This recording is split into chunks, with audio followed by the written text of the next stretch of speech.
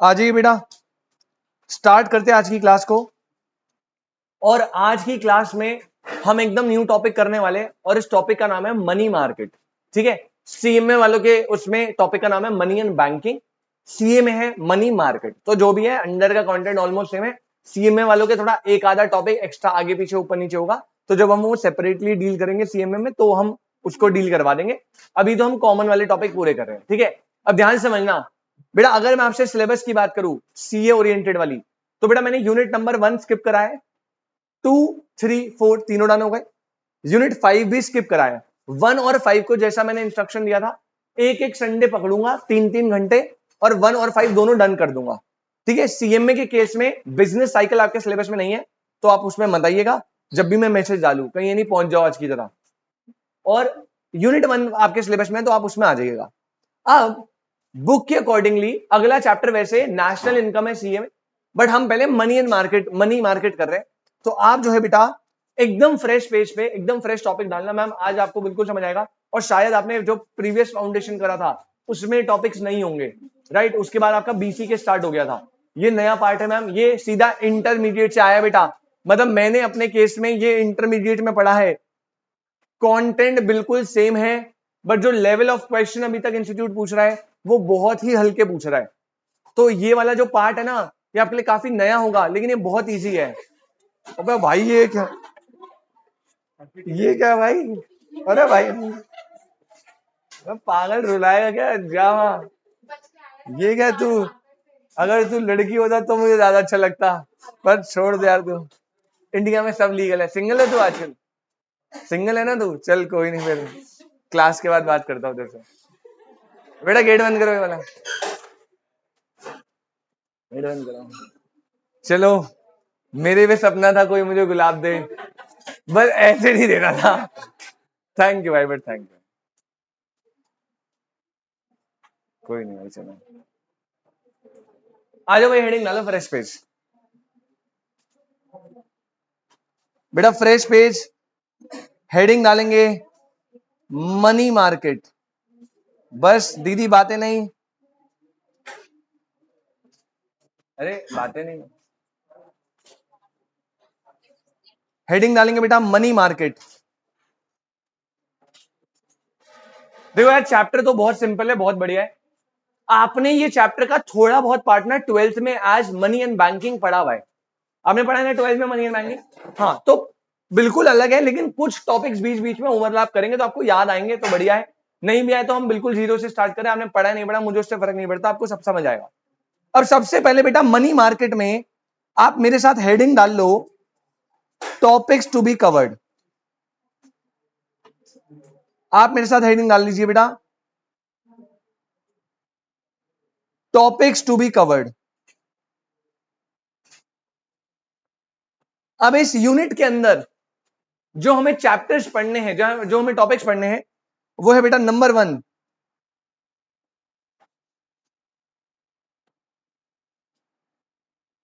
Demand for money. पहला हम पढ़ेंगे बेटा डिमांड फॉर मनी।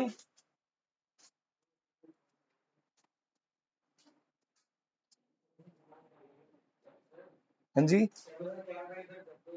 नहीं नहीं उसमें नहीं दिखाना होता, अबे इसमें दिखता है वो, उसमें थोड़ा आपको अलग लग रहा होगा, इसमें वो अलग दिखता है। सही लग रहा हूं मैं? तू मत बोल स्मार्ट, मैं स्ट्रेट हूं भाई, स्ट्रेट एकदम, ऊपर से नीचे एकदम स्ट्रेट। हाँ, मनी सप्लाई। और थर्ड है बेटा मॉनेटरी पॉलिसी। 3 टॉपिक आपको पढ़ने। पहला डिमांड फॉर मनी में हम ये पढ़ेंगे कि बेटा मनी की डिमांड क्यों होती है, मतलब आपको पैसा क्यों चाहिए, पहला ये पढ़ेंगे। अब इसमें अलग अलग इकोनॉमिस्ट है, उनकी अलग अलग थ्योरीज है। हाँ हाँ, न्यू चैप्टर, अलग अलग इकोनॉमिस्ट है, उनकी अलग अलग थ्योरीज है, वो अपने अनुसार देंगे कि भाई क्या क्यों डिमांड फॉर मनी रिक्वायर्ड होता है। सेकंड हम पढ़ेंगे मनी सप्लाई, कि कहां कहां से मनी सप्लाई होता है। आपको याद होगा ये आपने 12th में पढ़ा है, मनी सप्लाई, इसके कंपोनेंट बने हुए करेंसी, डिमांड डिपॉजिट, है ना। तो सेकंड चैप्टर मनी सप्लाई। और थर्ड होता है मॉनेटरी पॉलिसी। ये भी क्या होता है, ये भी हम पढ़ेंगे, आरबीआई पॉलिसीज बनाता है। तो ये 3 टॉपिक आपको पढ़ने हैं आपके सिलेबस में। अब आज की क्लास में आप हेडिंग डालो बेटा, सबसे पहला टॉपिक आज हम पढ़ेंगे डिमांड फॉर मनी। क्या भाई, ये 7th यूनिट होगी, नेशनल इनकम है 6th। आज की क्लास में बेटा फ्रेश हेडिंग जो पहला टॉपिक हम पढ़ने वाले हैं मनी में, वो है डिमांड फॉर मनी। और बेटा मैं गारंटेड बोल रहा हूं, इसमें एक टॉपिक है जिसमें से क्वेश्चन आएगा एटलीस्ट 2। अभी तो मैं इंट्रोडक्शन दूंगा थोड़ा सा, लेकिन जब वो टॉपिक स्टार्ट होगा मैं वेरी इंपॉर्टेंट लिखवा दूंगा। गारंटेड आप अपने सीए सीएमए में 2 क्वेश्चन वहां से लेकर चलिए, पक्का आएंगे। ठीक है, अब वो टॉपिक क्या है वो हम देखेंगे बाद में। पहले आप हेडिंग डालो डिमांड फॉर मनी। और स्टार्ट करने से पहले हम बेसिक्स ऑफ मनी पढ़ेंगे। पहले मनी, मनी क्या होता है, फंक्शन क्या होता है, ये हमने 12th में पढ़ा है, तो हम थोड़ा सा जल्दी रखेंगे। आप लिखना स्टार्ट करो मेरे साथ। हेडिंग डालो मीनिंग ऑफ मनी। हेडिंग डालेंगे meaning of money.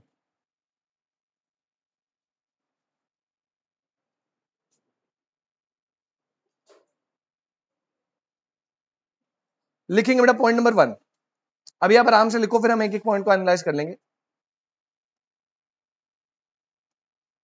It refers to assets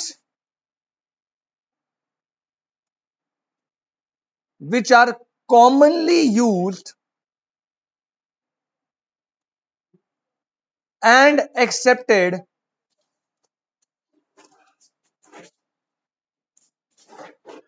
as a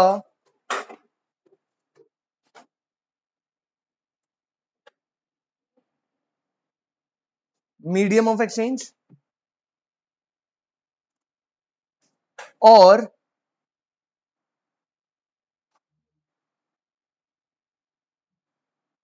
means of payment or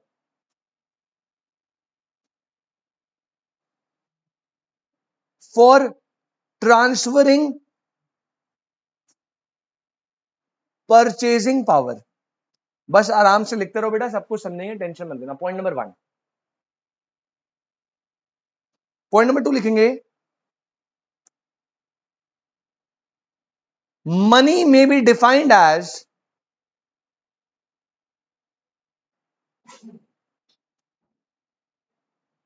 set of liquid assets, comma, stock of which will have an impact on aggregate economic activity। aggregate economic activity।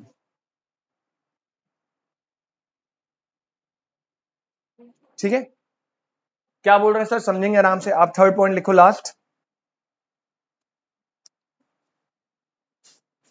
Money is not necessarily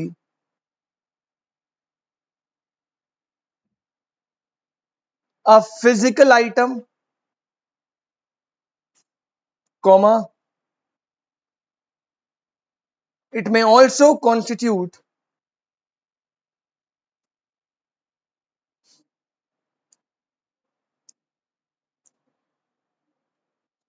electronic records. ये money के meaning या introduction में 3 point. ठीक है, आप आराम से लिखो, फिर हम समझना चालू करते हैं बेटा। मनी क्या है, मनी की जरूरत क्यों पड़ी, क्या रीजन थे जिनकी वजह से मनी को लाया गया। क्लियर है? अब मैं समझाना चालू करता हूं, फोकस से समझना। जल्दी लिखो।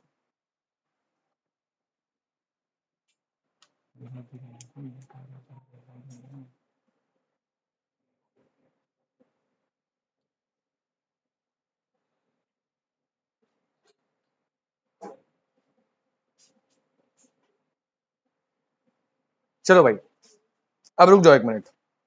बेटा देखो, ये नोट मत करना, बस समझा रहा हूं, ठीक है। बेटा आपको पता है मनी के आने से पहले अपन लोग क्या फॉलो करते थे? Barter system, right? Barter system होता है जिसमें गुड्स एंड सर्विसेज के बदले गुड्स एंड सर्विसेज आती है। लेकिन इस बार्टर सिस्टम में बहुत सारे ड्रॉबैक्स थे, आपने 12th में पढ़े भी होंगे, है ना? मैं थोड़े से बताता हूं। इस बार्टर सिस्टम में प्रॉब्लम्स क्या थी? देखो बेटा, अगर बार्टर सिस्टम बहुत बढ़िया होता तो रिया फिर तो हमें इसको इंट्रोड्यूस करने की जरूरत ही नहीं पड़ती। लेकिन बार्टर सिस्टम में कुछ ड्रॉबैक्स थे बेटा। क्या थे कुछ ड्रॉबैक्स? जैसे कुछ ड्रॉबैक्स बताऊं तो पहला ड्रॉबैक सबसे मेजर था, वो था problem of double coincidence of wants. मतलब कई बार ना आप जो कमोडिटी सामने वाले को ऑफर कर रहे हो वो उसे नहीं चाहिए। फॉर एग्जाम्पल, एक बंदा है जो व्हीट प्रोड्यूसर है, एक राइस प्रोड्यूसर है। अब मुझे राइस चाहिए, लेकिन राइस को लेने के लिए मैं व्हीट ऑफर कर रहा हूं, लेकिन सामने वाले व्यक्ति को व्हीट की रिक्वायरमेंट ही नहीं है, तो वहां पे डबल कोइंसिडेंस ऑफ वांट्स नहीं है, तो क्या वहां पे ट्रांजैक्शन हो पाएगा? नहीं हो पाएगा। तो एक प्रॉब्लम ये थी बेटा। दूसरी प्रॉब्लम ये थी, that is what? Lack of common measure of value. बेटा क्या था वहां पे? Lack of.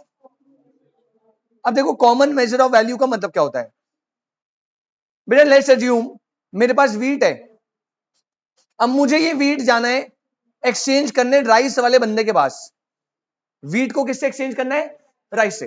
तो क्या मैं बोलूं 100 kg व्हीट के बदले 100 kg राइस मिलेगा? ये ठीक है? ये ठीक है? अच्छा तो सही है। फिर तुम 100 kg व्हीट लेने जाओ और मैं तो सबसे पहले जाऊंगा सुनार के पास। मैं कहूंगा देख 100 kg दे रहा हूं, तो तू मुझे 100 kg क्या दे दे? गोल्ड दे दे। मस्त मेजर करेंगे। ऐसे थोड़ी हो सकता है यार। मतलब बेटा, आपको व्हीट को, राइस को मेजर करने के लिए एक यूनिट निकालनी पड़ेगी। लेट्स अज्यूम आपने बोला भाई मैं 1 kg व्हीट के बदले लेट्स अज्यूम ½ kg राइस दूंगा। ऐसे करके आपको कंप्यूट करना पड़ेगा ना दोनों को। अच्छा एक बात बताओ, आपने मान लो एक बार कंप्यूट कर लिया, क्या यही रेशो आप व्हीट और शुगर के एक्सचेंज में भी लगाओगे? यही रेशो व्हीट और किसी और क्रॉप के भी लगाओगे? मतलब आपको व्हीट को हर क्रॉप से मेजर करने के लिए अलग अलग मेजरमेंट लेनी पड़ेगी। फिर अगेन राइस के लिए अलग अलग मेजरमेंट, पल्सेस के लिए अलग अलग मेजरमेंट। तो भाई कॉमन मेजर वैल्यू नहीं है ना। लेकिन जैसे ही मनी आया तो अब आपको सारी कमोडिटीज को किस में एक्सचेंज करना है? मनी में। तो हम सारी कमोडिटीज को एक कॉमन मेजर में वैल्यू कर पा रहे ना। तो ये प्रॉब्लम थी, lack of common measure value, और मनी के आने से ठीक हो गया। तो पहला डबल कोइंसिडेंस ऑफ वांट नहीं था, lack of common measure of value थी। इसके अलावा और भी प्रॉब्लम थी, दैट इज व्हाट बेटा? एक प्रॉब्लम था lack of transfer and store of value. बेटा जब आप वैल्यू को ट्रांसफर एक जगह से दूसरी जगह ले जाते थे तो उसमें आपकी ट्रांसपोर्टेशन कॉस्ट बहुत हाई आती थी। अब आज आप 10 लाख रुपए जेब में लेके जा सकते हो, कोई प्रॉब्लम थोड़ी है। दूसरी बात आती है स्टोर की।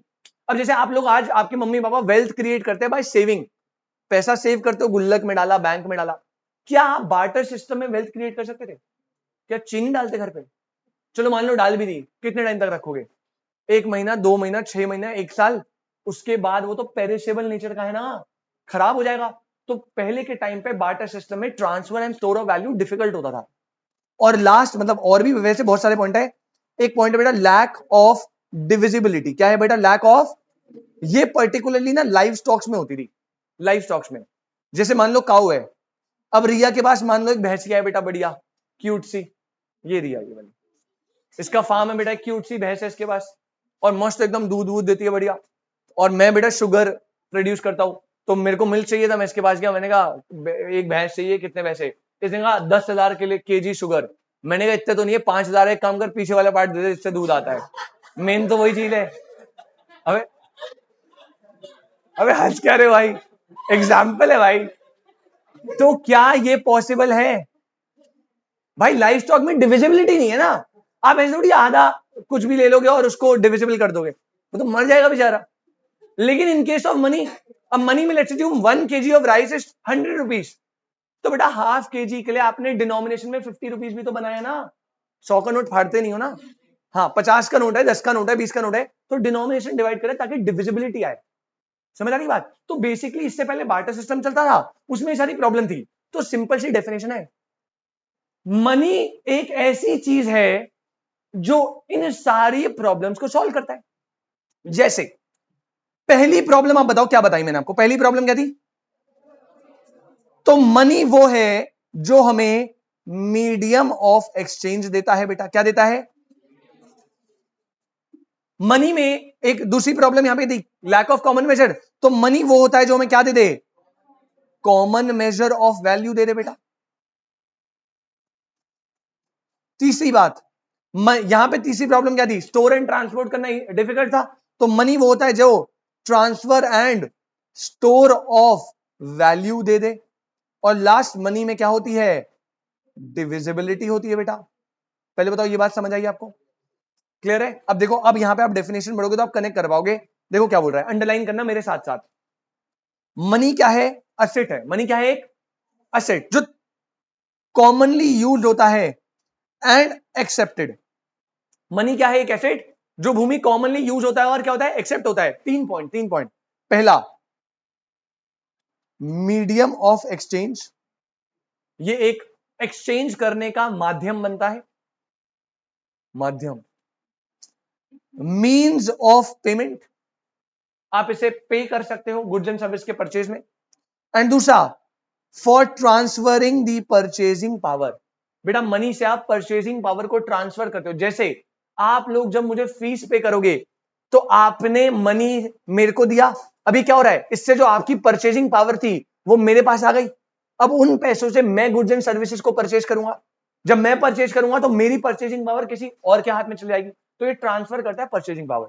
तो डेफिनेशन याद रखना, मनी क्या है? एक असेट। मनी क्या है? एक असेट जो कि कॉमनली यूज एंड एक्सेप्टेड है। क्या है? Commonly use and accepted as 3 points. पहला, मीडियम ऑफ एक्सचेंज। दूसरा, मींस ऑफ पेमेंट। और तीसरा, ट्रांसफरिंग ऑफ परचेजिंग।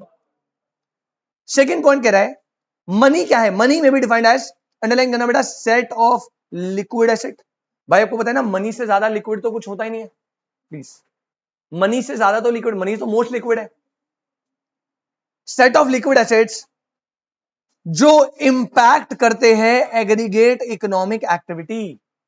बेटा मतलब आपकी इकोनॉमी में प्रोडक्शन का लेवल, सप्लाई का लेवल, डिमांड का लेवल, जितनी भी इकोनॉमिक एक्टिविटीज होती है ना, इन सब पे इंपैक्ट डालने वाला लिक्विड एसेट कौन है? मनी। अब यार आपकी इकोनॉमी में मनी सर्कुलेशन बढ़िया है, इसका मतलब प्रोडक्शन क्या होगी? बढ़िया। गुड्स की डिमांड क्या होगी? बढ़िया। अगर आपकी इकोनॉमी में मनी सर्कुलेशन बेकार है तो प्रोडक्शन बेकार होगी। जैसे पाकिस्तान के साथ अभी करंटली हो रहा है, उनके पास मनी नहीं है, वो इतने डेट में चले गए कि वो मनी सर्कुलेशन उनका बिगड़ चुका है। तो लोगों के पास पैसा नहीं है, लोग डिमांड नहीं कर पा रहे। अभी तुम्हें पता है, अभी कल पाकिस्तान में बड़ा बाजार मॉल खुला है, कुछ बाजार मॉल करके, और पहले दिन ओपनिंग में लुट गया पूरा। लोग आके कांच मांच तोड़ के सारा सामान ले गए पूरे मॉल का।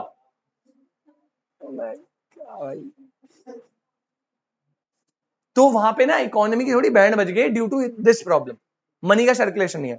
और बेटा लास्ट तीसरी बात याद रखना, क्या मनी सिर्फ और सिर्फ फिजिकल आइटम होता है? बेटा नहीं, वो इलेक्ट्रॉनिक रिकॉर्ड्स में भी हो सकता है। और ये तो आप अच्छे से समझते हो, बैंक में पैसे होते हैं आप ट्रांसफर करो, वो भी मनी का बात है। पहले बताओ मनी का मीनिंग क्लियर है? मनी के मीनिंग में किसी को कोई डाउट? अभी बताता हूं बेटा, मनी के मीनिंग में किसी को कोई डाउट? ठीक है, तो बेटा मनी की वही डेफिनेशन है तो बचपन में पढ़ी थी। इससे पहले क्या चलता था? Barter system. याद है तुझे? बार्टर सिस्टम में प्रॉब्लम होती थी, double coincident bonds, common measure of value नहीं था, डिविजिबिलिटी नहीं थी, ट्रांसफर स्टोर नहीं कर सकते थे। तो मनी है वो ऐसी चीज जो ये सारी चीजें दे दे। तो 3 बातें याद रखनी है, एक बार रिपीट करो जल्दी से। पहला पॉइंट, मनी क्या है? असेट जो कॉमनली यूज एंड एक्सेप्टेड है 3 चीजों के लिए। पहला, दूसरा मींस ऑफ पेमेंट और ट्रांसफरिंग ऑफ परचेजिंग पावर। दूसरा पॉइंट, मनी क्या है? Set of liquid assets. Money क्या है बेटा? सेट ऑफ लिक्विड एसेट्स जो कि इंपैक्ट करते हैं एग्रीगेट इकोनॉमिक एक्ट। और मनी जो है क्या वो फिजिकल फॉर्म में होता है? अबे हाँ होता है, लेकिन साथ साथ इलेक्ट्रॉनिक रिकॉर्ड्स को भी मनी माना जाएगा। कोई दिक्कत? पक्का? चलो, अब ये चैप्टर थोड़ा इंट्रोडक्शन है, जब मेन टॉपिक स्टार्ट होगा यहां से क्वेश्चन आते हैं। मैं ये नहीं कह रहा यहां से नहीं आ सकते, यहां से भी आ सकते, बट जिससे कंफर्म है वो मैं बता दूंगा।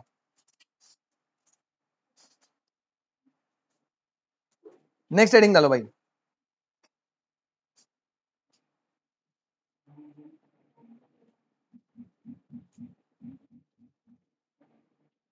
नेक्स्ट हेडिंग डालो बेटा, characteristics of money.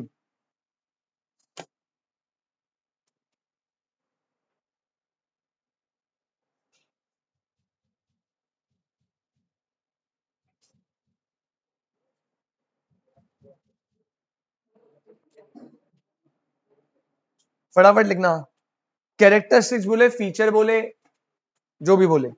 Point number 1, पहले लिखो जनरली एक्सेप्टेड। पहला पॉइंट लिखो जनरली एक्सेप्टेड।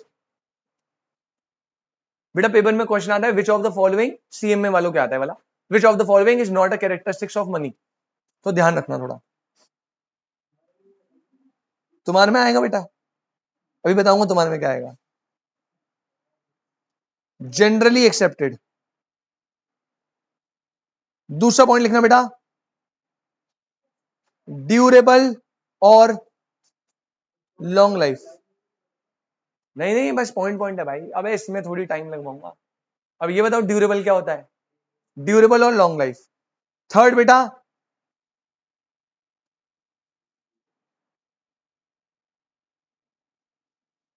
आप इसे इजीली रिकॉग्नाइज कर सकते हो, पहचान सकते हो इजीली।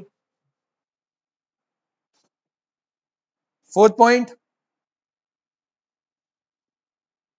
पोर्टेबल और easily transferable. Fifth point, not easily reproducible.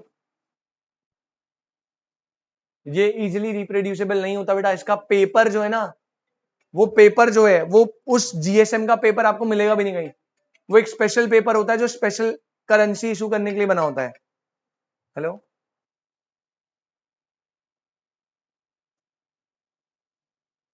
एक मिनट देना बस।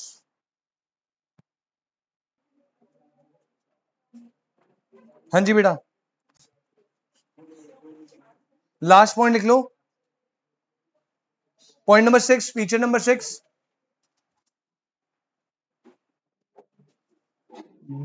Divisible into smaller parts without losing its value.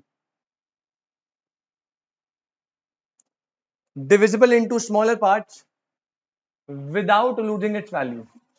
ये बेटा आपकी कैरेक्टरिस्टिक्स ऑफ मनी हो गई। ठीक है, इसके बाद नेक्स्ट आओ, लास्ट एक छोटा सा टॉपिक और है, दो टॉपिक और है एक्चुअली। नेक्स्ट आना, हेडिंग डालो फंक्शंस ऑफ मनी। हाँ, कैरेक्टरिस्टिक्स खत्म। नेक्स्ट हेडिंग डालेंगे बेटा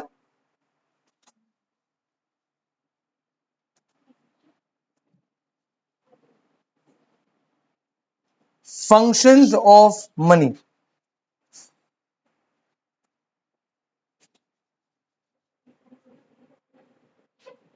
मनी के फंक्शंस, बेटा याद है आपको जितनी भी बार्टर सिस्टम में प्रॉब्लम्स थी ना, उसको रिवर्ट करके मनी के फंक्शन बनते हैं। जैसे नंबर 1, मीडियम ऑफ एक्सचेंज। पहला फंक्शन है जो मनी का, that is medium of exchange. Second लिखो better than barter system.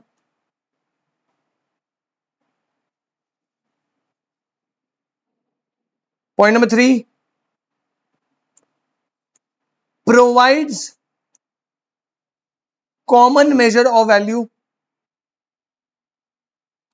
Provides common measure of value, ऊपर समझाए थे सारे। Fourth, money is a store of value, आप स्टोर करके वेल्थ क्रिएट कर सकते हो। और last, easily transfer of value. इसके अलावा एक ये भी लिख सकते हो, इट प्रोवाइड्स डिविजिबिलिटी।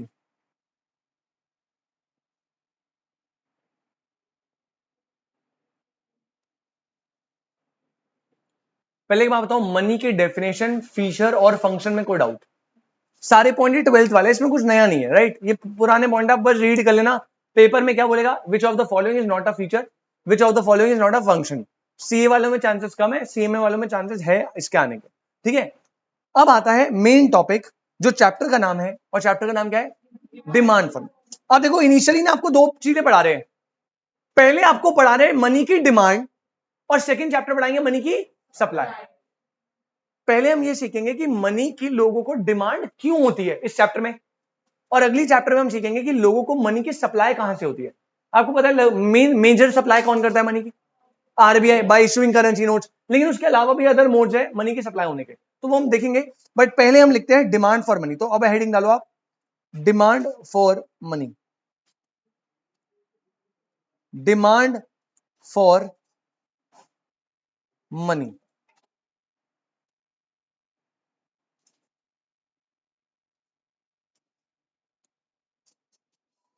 अब ये क्या बोलता है बेटा, पहले आप लिखो आराम से। डिमांड फॉर मनी में पहला point, demand for money is actually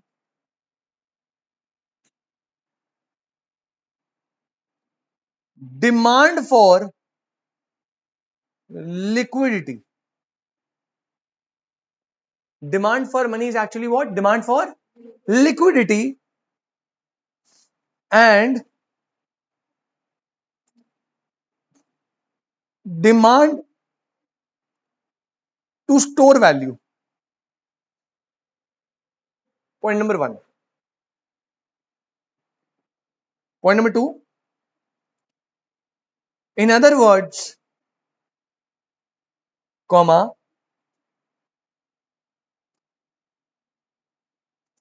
people demand money because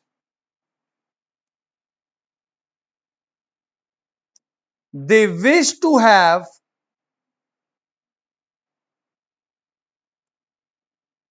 command over real goods and services with use of money.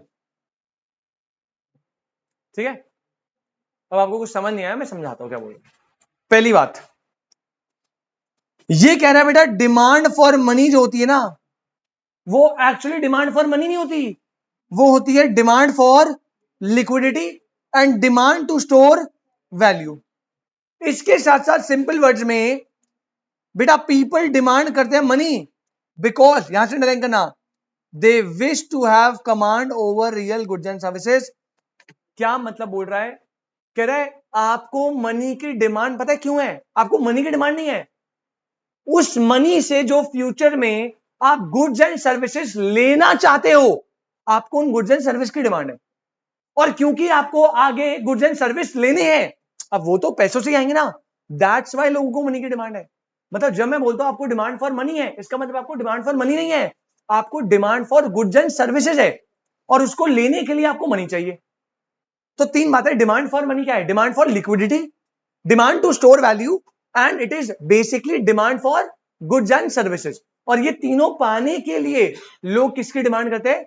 Money. क्योंकि मनी आ गया तो लिक्विडिटी आ जाएगी, मनी आ गया तो वैल्यू को क्या कर सकते हो? स्टोर, और मनी आ गया तो आप जब चाहो गुड्स एंड सर्विसेज की डिमांड कर सकते हो। That's why demand for money is actually demand for real goods and services. Clear है? अब मेन मुद्दा नहीं, एक और टॉपिक बचा है छोटा सा, इसी के नीचे नेक्स्ट हेडिंग डालना, variables on which demand for money depends. Variable on which demand for money depends. ठीक है, अब समझना क्या बोल रहा है बेटा। डिमांड फॉर मनी कौन से वो वेरिएबल या फैक्टर्स है जिनमें क्या होती है? डिपेंड। अब देखो पॉइंट नंबर वन लिखो बेटा, सबसे पहले डिमांड फॉर मनी डिपेंड करती है किस पे? पहला पॉइंट है प्राइस लेवल। पहला पॉइंट क्या है? अब जरा इसको ध्यान से क्रिश भाई समझना, एक बात बताओ क्रिश भाई, अगर आपकी इकोनॉमी में प्राइजेस ज्यादा होंगे, गुड्स एंड सर्विस के प्राइजेस क्या होंगे, ज्यादा, तो आप अपनी जेब में कैश क्या रखोगे, ज्यादा, क्योंकि गुड्स खरीदने के लिए आपको पैसा ज्यादा चाहिए ना। तो अगर प्राइस ज्यादा है तो रिया जी फिर आप डिमांड फॉर मनी भी क्या करोगे, ज्यादा। और अगर इकोनॉमी में गुड्स एंड सर्विस के प्राइस बहुत कम है तो क्या आपको ज्यादा कैश रखने की जरूरत है, तो यहां पे डिमांड फॉर मनी क्या होगा, कम होगा।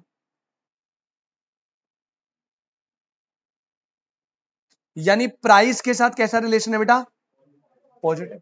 तो पहला फैक्टर जो डिमांड फॉर मनी को डिसाइड करता है that is price of goods and services, और उसके साथ पॉजिटिव रिलेशन है। मेघना जी क्लियर है एकदम।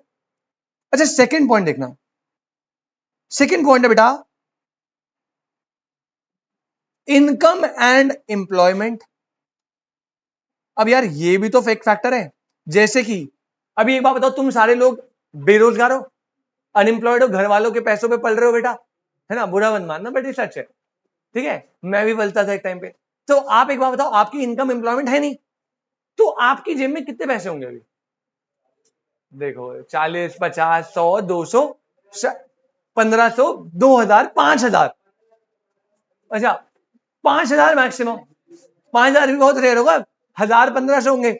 लड़कियों को कंजक और रक्षाबंधन में थोड़ा बटवा भर जाता होगा, इससे ज्यादा क्या। इसका मतलब जब आपकी एम्प्लॉयमेंट और इनकम कम होती है तो आपकी जेब में डिमांड फॉर मनी क्या होता है, कम। लेकिन जैसे आप कमाना चालू करोगे तो आप डिमांड फॉर मनी क्या करोगे, ज्यादा। तो यहां पे भी देखो क्या है, अगर आपका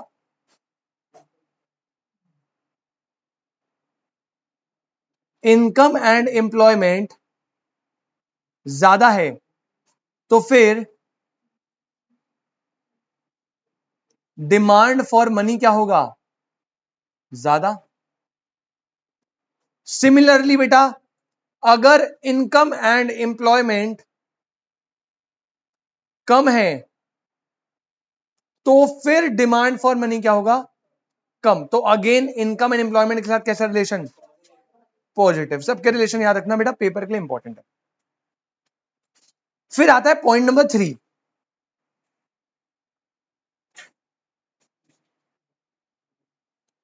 पॉइंट नंबर 3 है बेटा इंटरेस्ट रेट।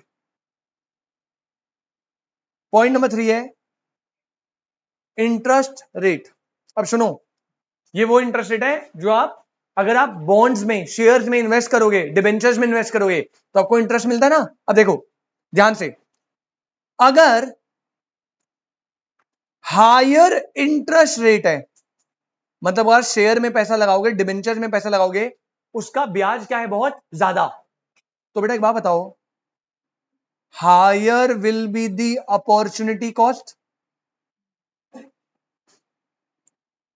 भाई अगर आपका इन्वेस्ट करने पे ज्यादा इंटरेस्ट मिल रहा है तो अपॉर्च खोने के लिए ज्यादा इंटरेस्ट है, इसका मतलब बेटा आप डिमांड फॉर मनी क्या करोगे, ज्यादा या कम, कम करोगे। सर क्या मतलब, बेटा देखो, अगर आपको पता है कि यहां इन्वेस्ट करने से मुझे 10% का रेट मिल रहा है तो भाई मैं अपने पास पैसा क्यों रखूंगा, मैं ट्राई करूंगा ना अपने पास पैसा कम रखूं और ज्यादा पैसा इन्वेस्टेड रखूं।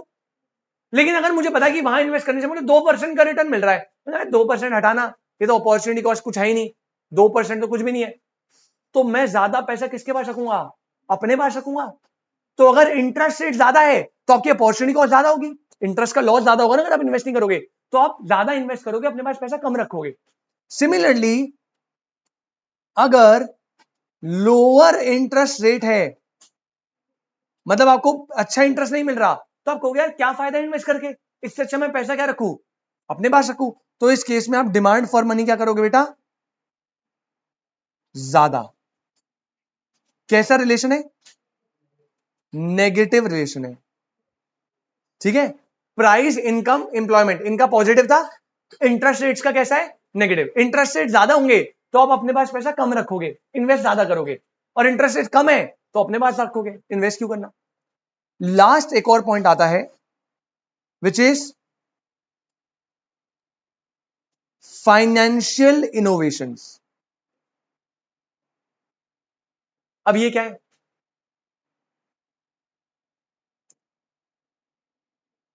अगर आपकी इकोनॉमी में फाइनेंशियल इनोवेशन बहुत ज्यादा है सर, जैसे बेटा जैसे इंटरनेट बैंकिंग, ये एक फाइनेंशियल इनोवेशन है।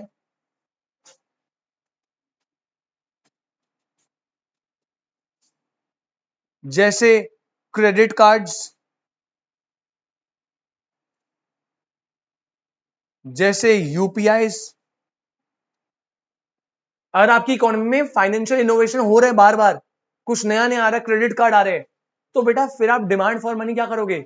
कम करोगे। जैसे मैं अपने पास, मेरे पास 10 रुपए नहीं पड़े पॉकेट में, है ना, तुम्हारी तरह ही हूं मैं भी, तो कैश रखता ही नहीं भाई, या तो यूपीआई या क्रेडिट कार्ड। तो यहां पे क्या है, फाइनेंशियल इनोवेशन ज्यादा होती है, तो उससे क्या होता है, आप डिमांड फॉर मनी क्या रखते हो, कम। और अगर कोई ऐसी कंट्री है बेटा जहां पे, या कोई ऐसी प्लेस है जहां पे फाइनेंशियल इनोवेशन है नहीं, जैसे आज भी जब मैं अपने गांव जाता हूं तो कहीं वहां पे ऐसे शॉपकीपर होंगे जिनके पास यूपीआई या कार्ड तो बहुत दूर के, यूपीआई फैसिलिटी नहीं है, तो वहां पे मेरे दादाजी ताऊजी लोग क्या करते हैं, कैश लेके घूमते हैं भाई। डिमांड फॉर मनी क्या होती है बेटा, ज्यादा। रिलेशन कैसा है, बस खत्म होता है। दो पॉजिटिव है, दो नेगेटिव है। पहले बताओ, पहले यहां तक clear?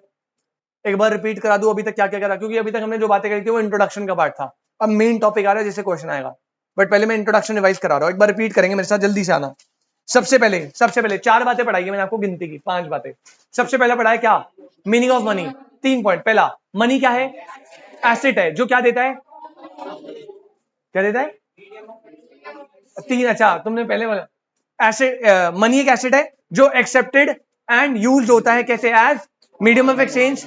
Second, means of payment. Third, transferring of. Second point, money क्या है, सेट ऑफ लिक्विड एसेट जो इंपैक्ट डालते हैं किसमें, और मनी फिजिकल फॉर्म में भी होगा और इलेक्ट्रॉनिक रिकॉर्ड्स में भी होगा।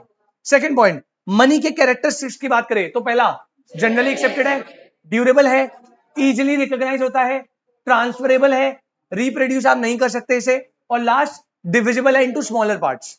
फंक्शंस की बात करें तो अगेन थोड़े रिपीट हो रहे हैं, मीडियम ऑफ एक्सचेंज है, बार्टर सिस्टम से बेहतर है, कॉमन मेजर ऑफ वैल्यू देता है, स्टोर ऑफ वैल्यू देता है, ट्रांसफर ऑफ वैल्यू देता है, और क्या देता है, डिविजिबिलिटी। आगे मैंने बताया डिमांड फॉर मनी, तो बेटा मैंने बोला जब आप डिमांड फॉर मनी की बात करते हो तो आपको डिमांड फॉर मनी नहीं है, आपको डिमांड है फॉर लिक्विडिटी, आपको डिमांड है फॉर स्टोर ऑफ वैल्यू, और आपको डिमांड है उन गुड्स एंड सर्विसेज की जो आप मनी को लग के खरीद सकते हो इन दी फ्यूचर। फिर बात आती है कौन से वेरिएबल मनी डिमांड को डिपेंड करेंगे, मतलब डिमांड फॉर मनी ज्यादा रखना है कम, ये किस पे डिपेंड करता है। तो 4 वेरिएबल आपके फैक्टर कोर्स में। पहला है क्या, प्राइस। भाई प्राइस ज्यादा होगा गुड्स एंड सर्विस का तो आपको मनी क्या रखना पड़ेगा, and vice versa, positive relationship. Income and employment ज्यादा होगा तो आप पैसा क्या रखोगे, ज्यादा। इनकम एम्प्लॉयमेंट नहीं है तो पैसा क्या रखोगे, पॉजिटिव रिलेशनशिप।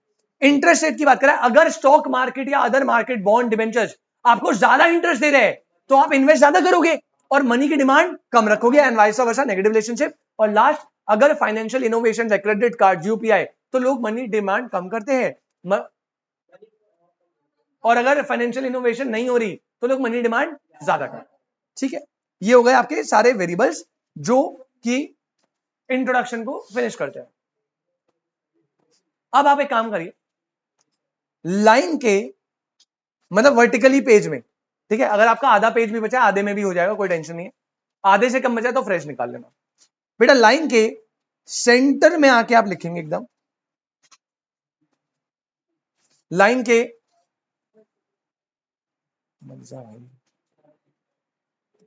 लाइन के सेंटर में लिखना बेटा,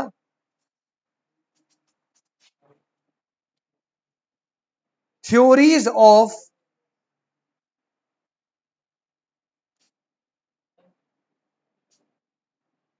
डिमांड फॉर मनी। बेटा इसे कर लो, वेरी वेरी वेरी इंपॉर्टेंट। ओए 3 बार नहीं बोला, 2 बार, very very very very important. ठीक है, इसको पढ़ाने से पहले मैं कुछ रूल बता दूं। सबसे पहला और बेसिक रूल, कोई चौधरी नहीं बनेगा। पहला रूल, कोई भी बीच में मतलब सर ऐसे थोड़ी होता है, ऐसे नहीं होता सर, हम तो ऐसे करते हैं। बेटा ये जो थ्योरीज है ये बहुत पुरानी थ्योरीज है जो पुराने इकोनॉमिस्ट ने उन हालातों में दिया था। पहली बात, उस टाइम के हिसाब से। दूसरी बात, ये सिर्फ अलग अलग इकोनॉमिस्ट का एक पर्सपेक्टिव है। वो ये नहीं बोल रहा ये होता है, वो ये बोल रहा है ऐसा भी हो सकता है। दूसरी बात। तो तीसरी बात, कोई अभी के सिनेरियो में इन थ्योरीज को कनेक्ट करके ये मत बोलना यार हम तो ऐसा करते हैं, हम तो वैसा करते हैं। आप जैसा करते हो बेटा वैसा करिए, मुझे कोई दिक्कत नहीं है। एग्जाम ओरिएंटेड है, मुझे नहीं पता ये जीवन में आपको कहां काम आने वाला है, मुझे नहीं पता ये आपको पुरानी थ्योरीज क्यों पढ़ा दे। प्रैक्टिकल थ्योरी जो है वो इनमें से दो ही है जो आप पढ़ोगे, और ये टॉपिक आपके सीए इंटरमीडिएट में ग्रुप 2 में एक सब्जेक्ट आता है कॉस्टिंग और फाइनेंशियल मैनेजमेंट। वहां पे आप और डेप्थ में पढ़ोगे बहुत अच्छे से। 10 नंबर का क्वेश्चन आता है इस टॉपिक से, जो एक साइड में थ्योरी होगी, एक मैं बता दूंगा कौन सी वाली, ग्रुप 2 में जाके। ठीक है, तो अभी तो हमारे सिलेबस में थोड़ी सी है, बाकी बस आपको पढ़ना है, कुछ अजम्पशन है उनको लेकर पढ़ना है। कनेक्ट मत करना कि हम ऐसा नहीं करते, हम ऐसा करते हैं। ये बस इकोनॉमिक्स का पर्सपेक्टिव है, मैं ये नहीं बोल रहा इसी यही सच है, बट हाँ ऐसा होता था एक टाइम में। ठीक है, अब बेटा डिमांड फॉर मनी जो है ना, बेटा मैं तुम्हारे टाइम का ही हूं, तेरे से 2 महीने छोटा ही हूंगा मैं, सही में भाई, शर्त लगा रहा हूं।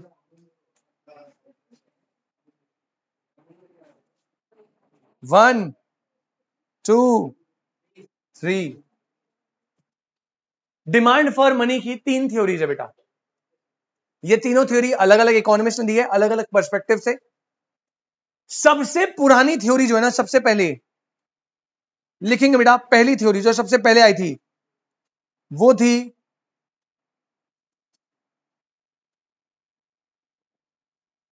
क्वांटिटी थ्योरी ऑफ मनी, जिसे हम क्यूटीएम बोलते हैं। क्यूटी, लाइक मी,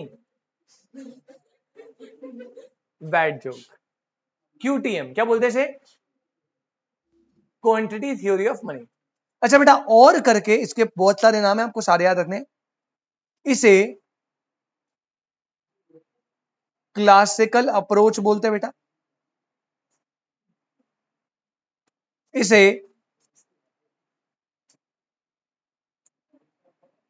फिशर्स वर्जन बोलते हैं। फिशर जो बंदा है जिसने ये डिस्कवर करती, उनका नाम है Fisher. Classical approach, Fisher's version, इसे ट्रांजैक्शन अप्रोच भी बोलते हैं बेटा, और इसे इक्विटेशन ऑफ एक्सचेंजेस भी बोलते हैं बेटा। तो पहली थ्योरी, 5 नाम है। क्यूटीएम इज दी सबसे कॉमन नाम, फिर आप इसे ट्रांजैक्शन अप्रोच बोलो, हाँ, फिशर्स वर्जन, फिशर का वर्जन बोलो, क्यूटीएम बोलो, क्लासिकल अप्रोच बोलो, ट्रांजैक्शन अप्रोच बोलो, इक्विटेशन ऑफ एक्सचेंज बोलो, सब यही है। ये सबसे पुरानी थ्योरी है, सबसे ओल्ड। इसी थ्योरी को बेस लेते हुए आगे फर्दर थ्योरीज बनी है। ठीक है, तो जब अगली थ्योरी आई वो इसी को थोड़ा सा मॉडिफाई करके आई है, और सेकंड अप्रोच जो है उसे बोलते हैं द कैम्ब्रिज अप्रोच। सेकंड है बेटा द कैम्ब्रिज अप्रोच। और जैसे ये वाली क्लासिकल थी ना, इसको बोलते हैं neo classical approach. Cambridge approach बोलो, नियो क्लासिकल अप्रोच बोलो, और जो फेमसली जिसने नाम से पेपर में भी आती है वो है कैश बैलेंस अप्रोच। बेटा प्लीज सारे नाम याद रखना, क्योंकि वो इसमें भी मजे लेगा आपसे ऑप्शन में, नाम अलग अलग देगा जानबूझ के कंफ्यूज करने के लिए। ठीक है, तो आप इसका फोकस रखना, सारे नाम आपको याद होने चाहिए हर अप्रोच के। नियो क्लासिकल और cash balance, Cambridge, neo classical, cash balance, ये सेकंड अप्रोच है। उसके बाद जो सबसे ज्यादा आप कनेक्ट कर सकते हो आज के टाइम से, जो सबसे रीसेंट है, वो क्या है, वो थर्ड है, और ये है बेटा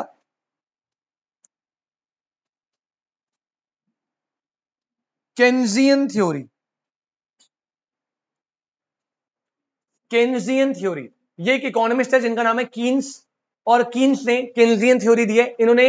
अब हम नेशनल इनकम पढ़ेंगे ना, अब इसके बाद, वैसे आज पढ़ना था लेकिन कुछ लोग हैं, हाँ जब नेशनल इनकम पढ़ेंगे तो वहां पे केन्जियन का बहुत रोल है, एक पूरा चैप्टर उस पर डेडिकेटेड है, तो वहां पे उन्होंने बहुत शब्द दिया, ऐसे केन्जियन थ्योरी भी दी है बेटा। इसे और करके लिख लो, इसका एक और नाम है, इसे बोलते हैं लिक्विडिटी प्रेफरेंस थ्योरी।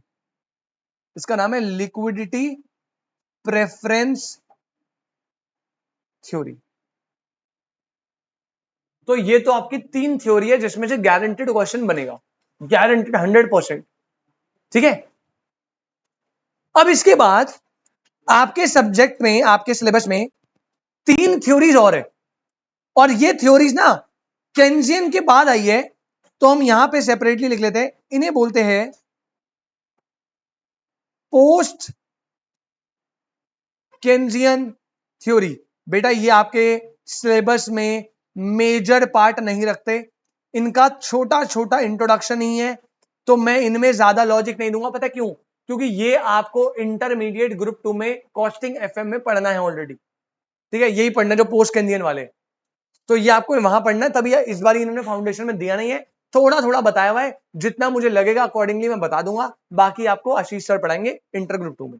ठीक है, पोस्ट केन्जियन थ्योरी की बात करें बेटा, पहली थ्योरी आई थी जिसको बोलते हैं इन्वेंट्री अप्रोच। पहली थ्योरी थी which is called inventory approach. Second जो है वो थी टॉबिन्स अप्रोच, और इसका कौन नाम है, डिमांड फॉर मनी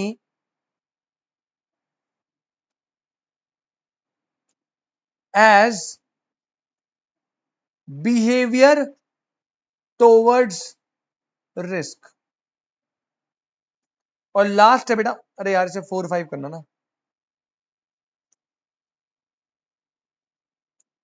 4-5-6 कर लेना, 1-2-3 भी चल जाएगा, कोई दिक्कत नहीं। लास्ट लिख लो, Friedman restatement of QTM. 6th point जो है, 6th या 3rd जो भी आपने करा है, फ्रेडमैन रीस्टेटमेंट ऑफ क्यूटीएम।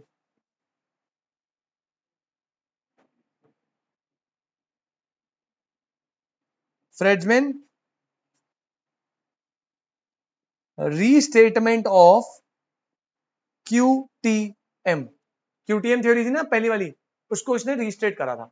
अच्छा, जो इन्वेंट्री अप्रोच है, ये इसे ब्योमोल अप्रोच भी बोलते हैं बेटा,